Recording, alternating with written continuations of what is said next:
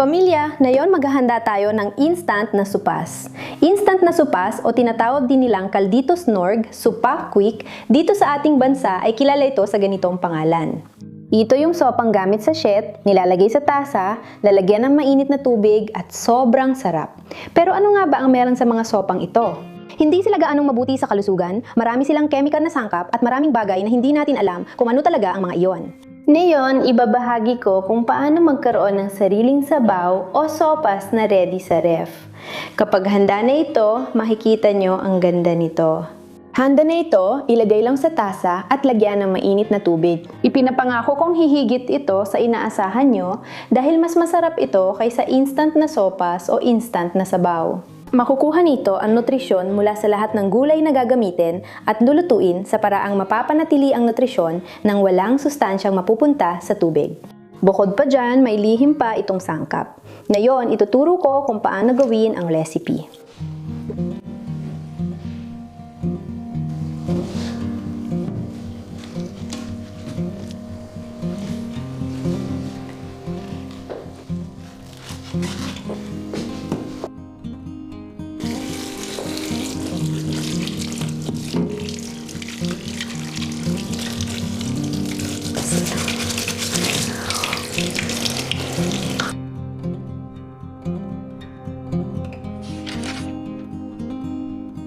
Dadami tayo ng 2 sibuyas.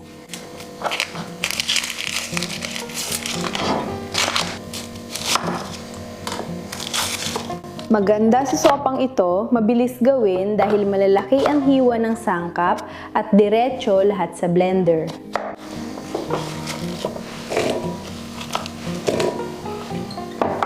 Tatlong maliit na karot. Tinatanggal ko lang ang mga dulo dahil doon kadalasang naiipon ng lupa, kaya yan lang.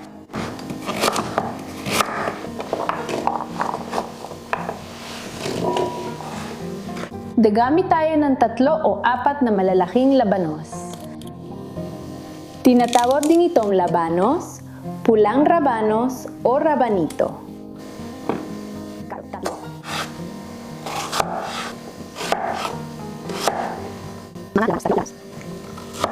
Ang gaganda nila. Ang paggawa ng sopas na ito ay napakaganda. Napakaganda na parang isang meditasyon, puno ito ng mga kulay. Ang makakamit natin ay gamit ang mga gulay na ito. Ay ang gawing alkaline. Gawing alkaline talaga ang katawan natin. Gagamit tayo ng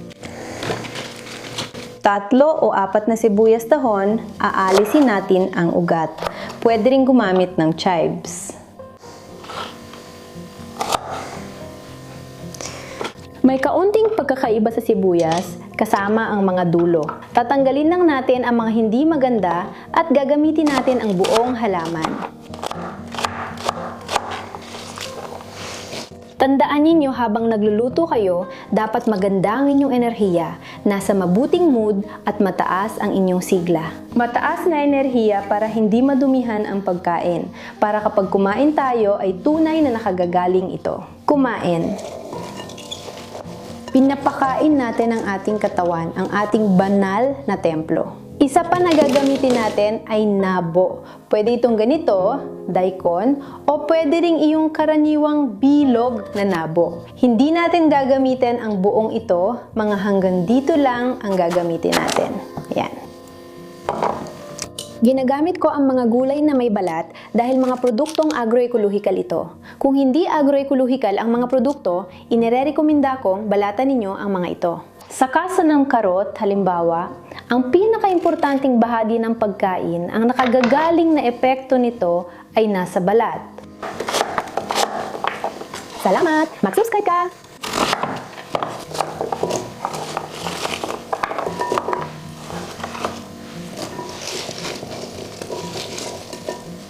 Dalawang tangkay ng kinsay, medyo malalaki. Kasama ang mga dahon nito.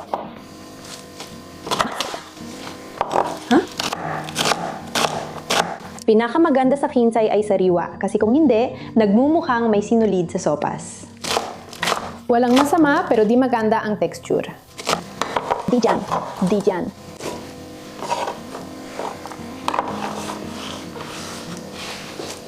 Gagamit tayo, sa pagkakataong ito, gagamit ako ng 1, 2, 3, 4. Ito ay isang tangkay ng sibuyas dahon na napasama. Tulad ng nakikita ninyo, manipis sila, hindi masyadong makakapal. Hindi rin sila malalaki.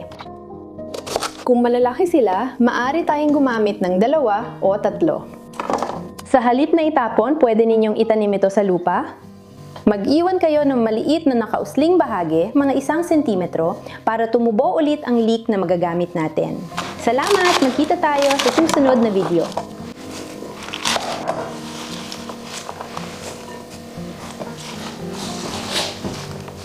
Ito ay isang puting repolyo at gagamitin natin. Medyo lampas sa kalahati. Diyan makikita ang kalahati.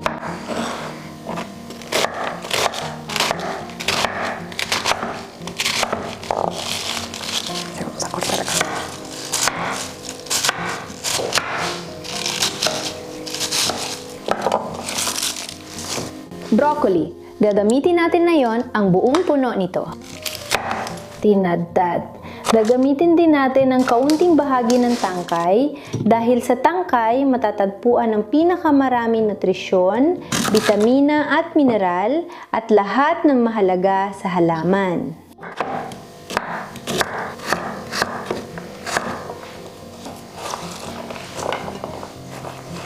Sige, hindi ko ilalagay lahat ng broccoli kasi medyo malaki ito.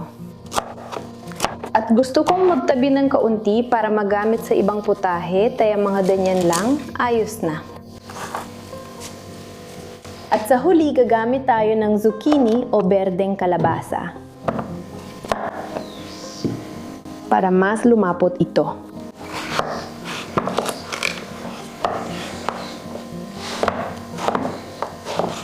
Iba natin itong nakahanda at dito gagamit tayo ng 2 piraso.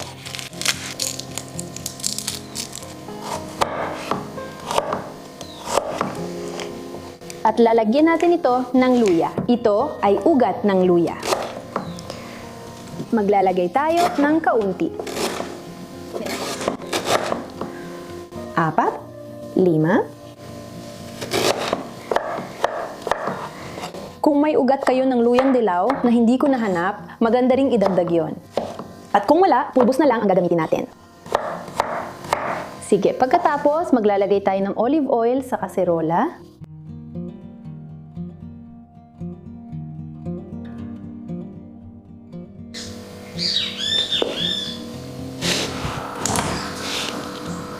At kapag uminit na ang mantika, sisimulan na nating ilagay ang mga gulay.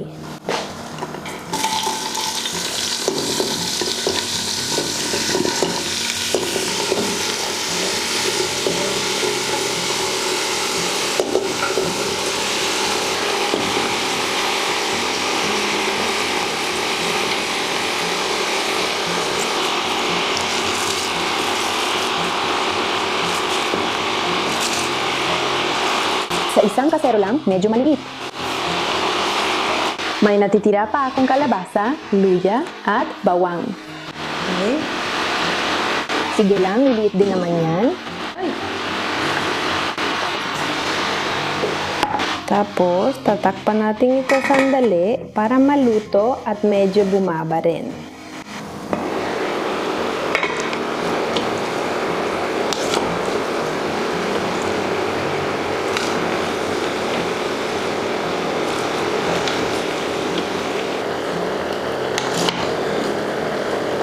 Sige, pababayaan ko muna itong maluto pa. At pagkatapos, saka ko ilalagay ang asin. Kita mo? Diyan.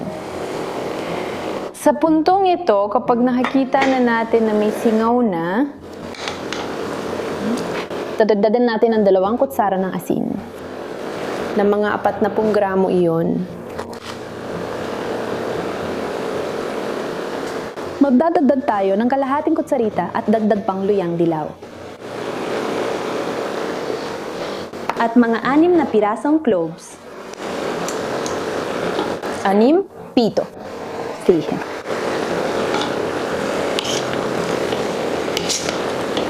Gagawin ba nating tama ulit? Mahalaga ang luyang dilaw at lalo na ang clove. Nakakatulong din ito sa pagpepreserba. Ang sopang ito ay parang isang sasakyang pangkalawakan. Gagawin natin ito ng maayos para dumikit ang lahat ng gulay sa asin at mas mabilis lumabas ang kanilang katas. Dati, bahagya lang natin itong finisir. Iwan natin ito ng 3 hanggang 5 minuto pa, tapos i-blender na natin ito. Hindi mahalaga kung hindi pa malambot ang gulay. Kailangan medyo malambot na siya, pero hindi kailangan kasing lambot ng para sa puree dahil i-blender pa natin ito. Handa na? Gawin natin.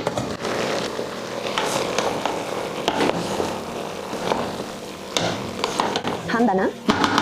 Sa bahaging ito, ilalagay natin ang lihim na sangkap na miso. Ito ang miso. Ngayon, ilalagay ko na ito sa sopas at ikukwento ko ang mga katangian nito at kung bakit ito maganda para sa ganitong sopas at ibang putahe. Tandaan ninyo na inilalagay ito sa huli. Kapag pinatay na natin ang apoy, maghintay tayo ng kaunti at saka lang natin ito ilalagay at hahaluin ng mabuti. Sa ganitong paraan, mapapanatili ang mga probiotiko, buhay na pagkain ito. Salamat!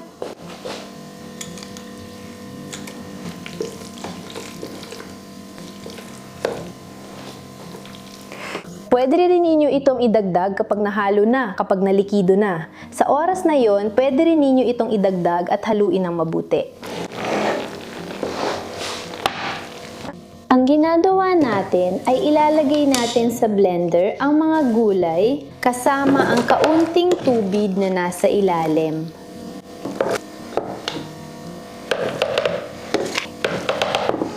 Sige, haluin natin ng mabuti sa blender.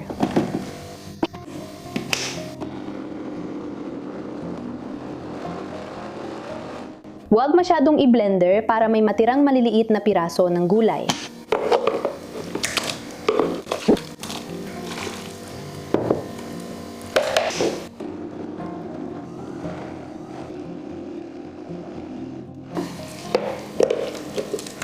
Ayan. Perfecto. Tapos na natin ang pastang ito. Samantala, ihanda ang baking dish na may papel manteka. Ihanda na natin.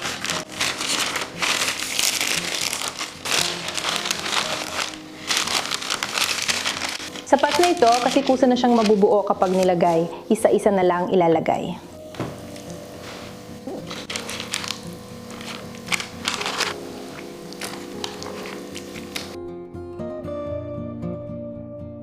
Di dyan natin ilalagay isa-isa. At may natira akong kaunting gulay na balak kung gawing sopas o kung ano man mamayang gabi. Krema, isang sopang krema. Di yan. Pinapantay ko ito hanggat kaya.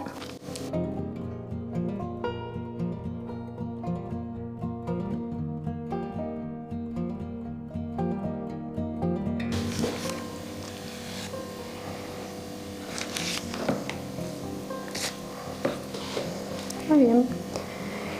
Ngayon, hahayaan ko muna itong lumamig ng kaunti ng natural at kapag medyo malamig na o maligamgam na. Ilalagay ko ito sa pinakataas ng preheater kung saan ginagawa ang yelo. Sinasabi ko lang, kaya ko ito nililinaw kasi iba-iba ang tawag, refrigerator, freezer o preheater sa iba't ibang lugar. Pero ang ibig kong sabihin ay kung saan ginagawa ang yelo.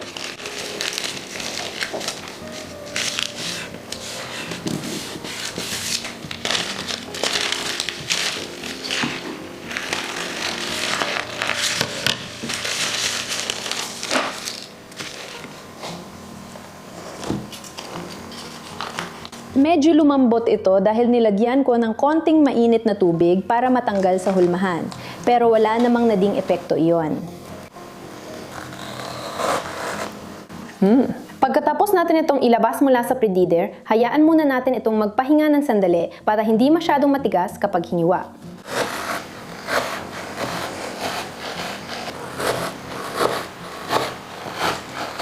Pinuputol ko ito ng malalaki Kasi kapag gumagawa kami ng sopas, gusto namin na marami. Yung pinakamarami hanggat maaari at manatili pa rin yung sabaw at yung lasa ng masarap na sopas, diba? Katulad ng mga nabibili na sobrang malasa, kahit hindi kayo maniwala, itong mga gawa sa bahay na may probiotics pa at sobrang masustansya at nakagagaling, may matinding sarap din at siguradong magugustuhan ninyo.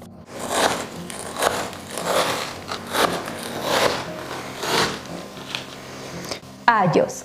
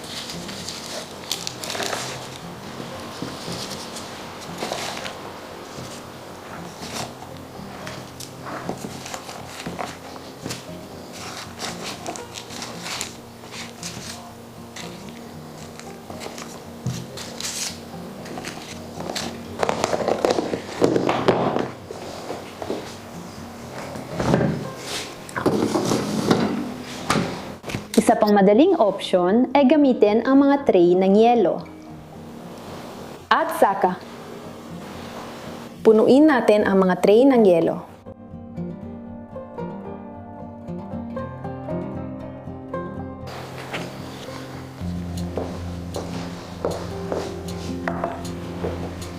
Pagkatapos ng trabaho, oras na para mag-enjoy. Marami pa tayong sabaw na nakahanda para sa buong buwan.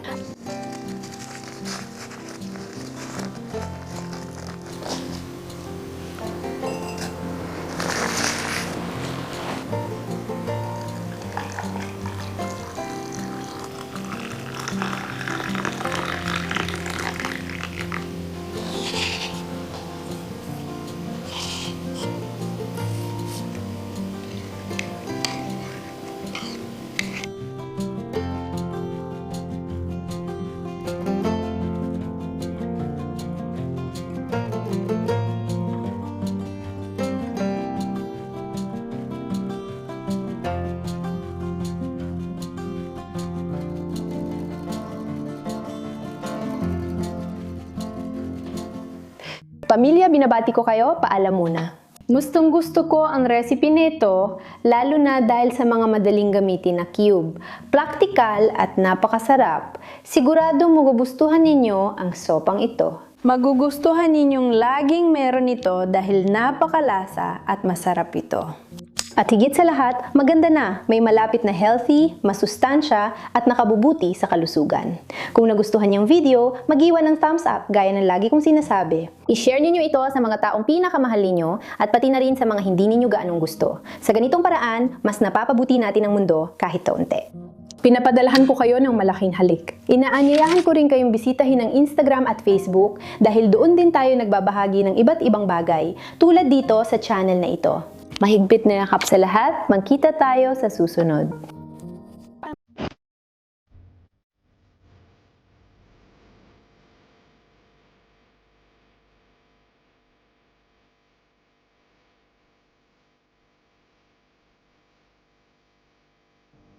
Parangigon sa puno.